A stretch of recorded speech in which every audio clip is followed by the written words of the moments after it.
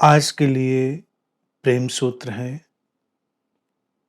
प्रेम प्रकाश है, भय के अंधकार को चीरता हुआ,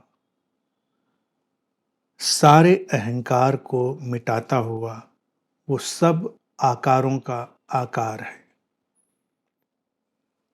प्रेम प्रकाश है क्योंकि उसमें सब साफ साफ दिखाई देता है। और प्रकाश ये आता कैसे है? सारे अंधकार को चीरता हुआ, अहंकार को मिटाता हुआ। व्यक्ति के भीतर तमाम तरह का अंधकार है, इसीलिए वो इस प्रेम के प्रकाश को अनुभव नहीं कर पाता। ये जो अंधकार है और जो अहंकार है, ये दोनों चीजें करीब करीब एक जैसी ही हैं। दोनों एब्सेंस हैं, अनुपस्थितियां हैं। जब प्रकाश नहीं होता है तो तमाम चीजें अंधकार की तरह और अहंकार की तरह हमारे भीतर व्याप्त हो जाती हैं। व्यक्ति ने अपने जीवन को जैसे जिया है, जैसे अनुभवों से गुजरा है, जो उसने सीखा समझा जाना है, उसके आधार पर उसने अपने मत विश्वास निर्मित किए हैं और इसने उसके भीतर एक तरह का अंधकार भरा है। इस अंधकार को चीरने के लिए प्रेम का प्रकाश ही चाहिए होता है, अन्यथा अंधकार रेजिस्ट करता है। जैसे अहंकार भी रेजिस्ट करता है, टूटना नहीं चाहता, मिटना नहीं चाहता, क्योंकि उसको लगता है यही तो हमारी सत्ता है, यही तो हमारा होना है। अब ये अहंकार किसी भी चीज का हो सकता है, ज्ञान का भी हो सकता है, ज्ञान का भी हो सकता है। इस अहंकार में ऐसा नहीं है कि सब अज्ञान ही शामिल है। तथाकथित ज्ञान, बाहर से इकट्ठा कर लिया ज्ञान, या वो बातें जिनको हम ज्ञान समझते हैं, वो ज्ञान सचमुच में हैं भी या नहीं है, ये तो अभी नहीं पता है, लेकिन हम उनको ज्ञान समझते हैं, इसलिए हम उनके साथ वैसा व्यवहार करते हैं। तो अहंकार भी मिटना नहीं चाहता, वो भी बहुत प्रतिरोध करता है, रेजिस्ट करता है। मनुष्य के मन की संरचना भी ऐसी ही है कि वो अपनी कमियों कमजोरियों को जब दूर करने निकलता है तो वो भी प्रतिरोध करती हैं, रेजिस्ट करती हैं। और यहीं पर प्रेम के प्रकाश की भूमिका आती है कि प्रेम का प्रकाश बहुत ही सौम्यता से, बिना किसी बात को आतंक में डाले हुए, जैसे व्यक्ति आतंकित हो जाएगा जब उसका अहंकार ही तो उसकी अपनी अस्मिता है, वो मिटने लगेगी तो वो आतंकित होगा। तो बिना आतंकित किए हुए प्रेम का प्रकाश चुपचाप फैल जाता है। लेकिन इसमें क्या है, वो अंधकार तो मिटता ही है जो भीतर फैला हुआ है। तो सूत्र इसीलिए कहता है कि प्रेम का प्रकाश बड़ी सौम्यता से आता है, भय के अंधकार को चीरता हुआ। अब ये जो तमाम तरह के अंधकार में भय के अंधकार की बात कर दी है सूत्र ने, ये रोचक है, क्योंकि हमारे सारे आधार में जो हम अपने को बचाना चाहते हैं वो भय ही है।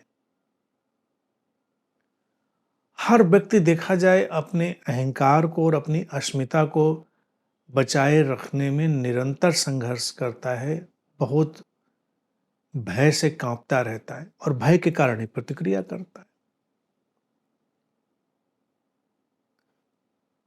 ये भय निकल जाए भीतर से तो प्रेम का प्रकाश ही बचता है, फिर और कुछ बचता नहीं। लेकिन अभी स्थिति ये है कि वो हर व्यक्ति के प्राणों में वो भय समाया हुआ है। इसीलिए लोग अपना पक्ष रखते हैं, अपने को बचाना चाहते हैं, अपने आप को सुरक्षित करना चाहते हैं, अपना तर्क देते हैं, अपनी बात को सिद्ध करना चाहते हैं, अपनी बात को मनवाना चाहते हैं। अक्सर देखो कि जब हम किसी बात को मनवा लेते हैं और किसी बात को सिद्ध कर लेते हैं, तो हमारे अहंकार को बड़ी संतुष्टि मिलती है। लेकिन इससे हमारा भीतर का अंधकार ही समृद्ध होता है। कोई उसमें मूलभूत परिवर्तन नहीं आता। मान लिया लोगों ने तुम्हारी बात को, सिद्ध हो गया जो भी पॉइंट था तुम्हारा, लेकिन इससे क्या बना बिगड़ा? इससे कुछ बना बिगड़ा नहीं। इससे केवल वो जो भीतर भय की जमीन पर खड़ी हुई हमारी पहचान थी, वही सशक्त हुई। इसीलिए हर व्यक्ति देखो अपने को बुरा कहे जाने से, अपने को क्रिटिसाइज किए जाने से डरा रहता है। अगर वो प्रेम के प्रकाश को जान लेता है तो डरने और घबराने की और विचलित होने की कोई बात नहीं रह जाती, क्योंकि जो है सो है। जो है सो है, उसमें क्या किसी का मत मायने रखता है, क्या किसी का मत मायने रखता है। कोई आकर तुम्हें देवता कहता है, कोई आकर तुम्हें शैतान कहता है, इससे क्या फर्क पड़ता है? ये तो वही की वही सारी बातें हैं जिनका कोई मायने नहीं रखता। तो ये जो चीजें हैं, ये बहुत ही गहरी चली जाती हैं व्यक्ति के जनमानस में। जनमानस जो चारों तरफ फैल गया मन है, सोसाइटल माइंड जो है, और कलेक्टिव माइंड में चली जाती हैं। और फिर धीरे धीरे देखो क्या होता है कि इन्हीं बातों पर संप्रदाय बनते हैं, भय की जमीन पर बनते हैं। और भय काम क्या करता है? भयभीत करना चाहता है। अगर हमारे भीतर भय होगा तो हम अपने अहंकार को विकसित करेंगे। अहंकार को विकसित कैसे करेंगे? हम जीवन में अपने को अतुलनीय, अप्रतिम, सर्वश्रेष्ठ सिद्ध करने की कोशिश करेंगे।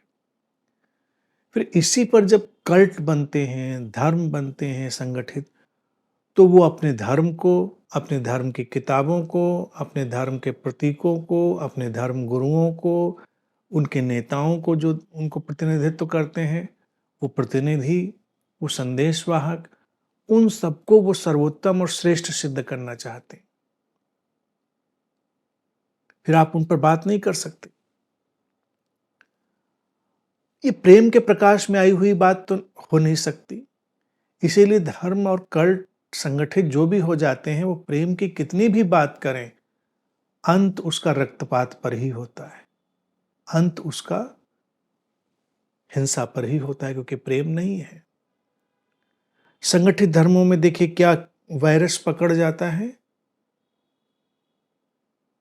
अब वो कई ऐसे मजहब, इस्लाम है, सिखिज्म है, और भी कई सारे ऐसे जो हैं, आप उनमें देखिए, वो कहेंगे कि जो हमारे गुरु हैं, जो हमारे प्रॉफिट हैं, हमारे संदेशवाहक हैं, आप उनका चित्र नहीं बना सकते, आप उनको चित्रित नहीं कर सकते, उनका वर्णन अपने ढंग से नहीं कर सकते, क्योंकि वो मानवीय नहीं है। अब ये कितनी बड़ी, देखा जाए, उन गुरुओं की और उन संदेशवाहकों की अपमान की बात है कि हम जो वो थे उनसे उनको हटा रहे हैं, कि वो मानवीय नहीं रह जाएंगे। क्योंकि वो कहते हैं आप कैसे बना सकते हैं, वो इंसान थोड़ा ही है, तो क्या है, वो इंसान नहीं है तो क्या है। इंसान होकर, मनुष्य होकर मनुष्यता के चरम पर पहुंचना तो गरिमा थी, और वो मनुष्य ही नहीं है तो फिर बात ही क्या रह गई। अभी कुछ वक्त हुआ, किसी व्यक्ति ने, वो भी सिख पंथ से ही काफी विद्वान व्यक्ति था, मैंने सुना और पढ़ा उस समाचार को, उसने गुरु नानक जी पर एक फिल्म बना दी।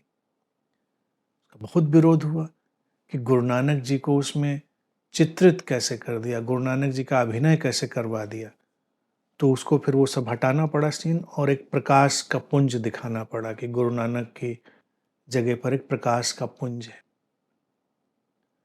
फिर वहां से बात चली गई तो आगे, अब अगर सिखों में ही देखे और गुरु आ गए तो कहते हैं उनका भी आप नहीं कर सकते, ना आप उनका चित्र बना सकते हैं, ना एनिमेशन कर सकते हैं, ना कुछ कर सकते हैं, क्योंकि वो इंसान नहीं है।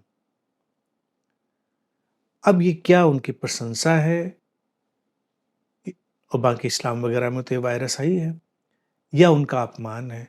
प्रेम की दृष्टि से देखेंगे तो ये उनका अपमान है कि हम किसी की मानवीय क्षमता और मानवीय समृद्धि का अपमान कर रहे हैं। ये भय की जमीन से निकले हुए सारे कार्य व्यापार हैं, और अहंकार की, अंधकार और अहंकार साथ साथ चलते हैं। हमेशा ध्यान रखिए, अहंकार हमेशा चकड़ बनाकर, पकड़ बनाकर चलेगा।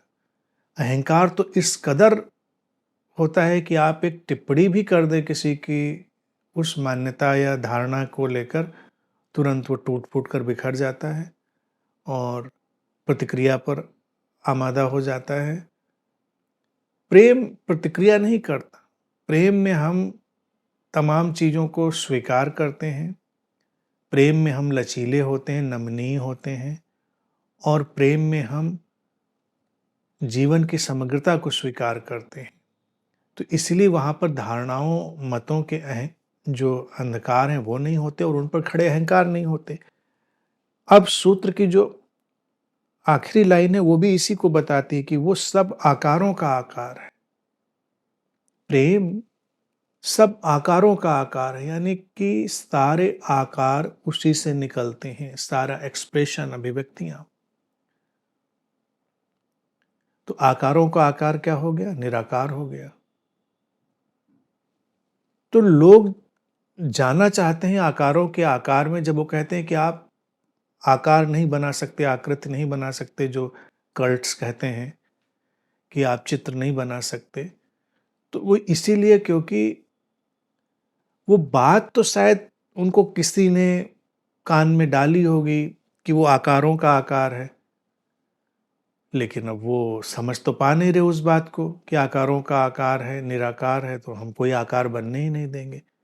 प्रेम तो सारे आकारों का निर्माण करता है, लेकिन वो जानता है आकारों का आकार अर्थात वो आधार है सब आकारों का, और उस आधार को हम निराकार भी कह सकते हैं, और उसको हम फील्ड ऑफ इन्फिनिट पॉसिबिलिटी भी कह सकते हैं, अनंत संभावनाओं का क्षेत्र भी कह सकते हैं कि वो अनंत संभावनाओं का क्षेत्र है जहां से सब अभिव्यक्त होता है, सब निकलता है।